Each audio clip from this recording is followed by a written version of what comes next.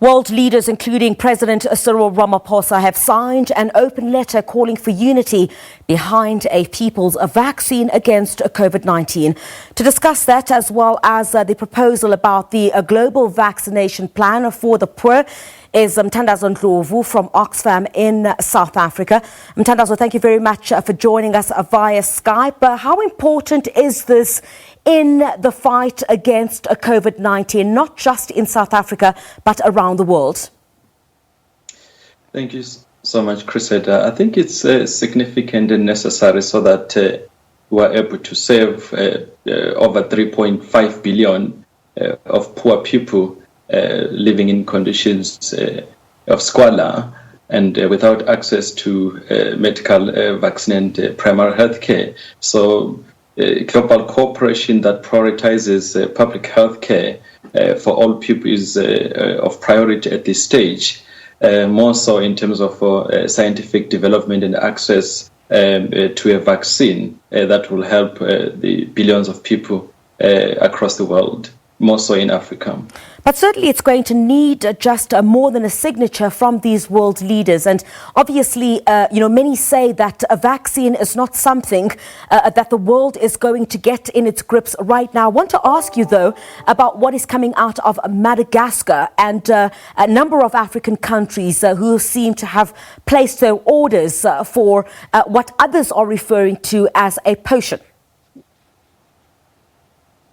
Any scientific development process must be supported, and there must be investment, whether indigenous or other forms of science, and that which is happening in Madagascar should be supported, and the world and more so Africa must collaborate and invest some resources into that exploratory process. But I think, of course, also investing massively and pulling of resources together by world leaders, richer nations in particular, for that matter, should be able to pull resources to this process of vaccine stage.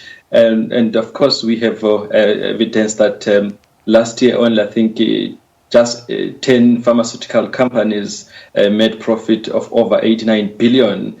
And for this vaccine development process, we only need plus or minus 25 billion, but that would go a long way in saving lives of over 3.5 billion people across the world. But also, I think there's a necessity to invest in manufacturing capacity so that at least whenever the vaccine has been developed and found and developed, the distribution capacity is spread across all geographic centers of the world.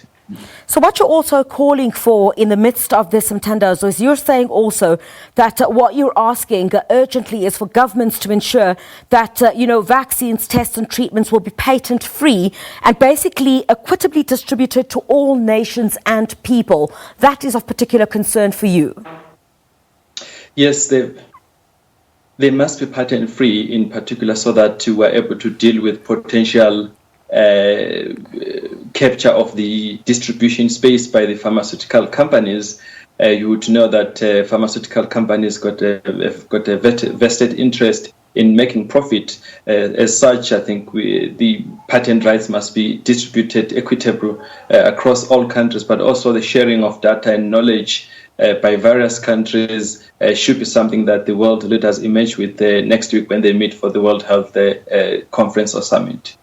But the World Health Assembly meeting next week, of course, virtually, what priority would you want to be put particularly on that table? And specifically because you also mentioned that, there are rich countries and huge pharmaceutical companies that are driven by interests, private interests, and that could delay the accessibility of a potential vaccine reaching the poorest of the poor.